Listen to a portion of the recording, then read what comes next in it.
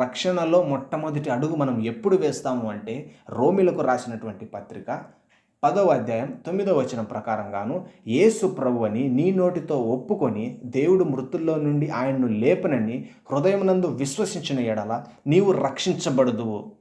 అనగా ఎప్పుడు అయితే మనము యేసు నిజమైన దేవుడు, ఆయన మన ప్రభువు అని ఒప్పుకొని దేవుడు మృతుల్లో నుండి ఆయన్ను లేపనని విశ్వసించాలి.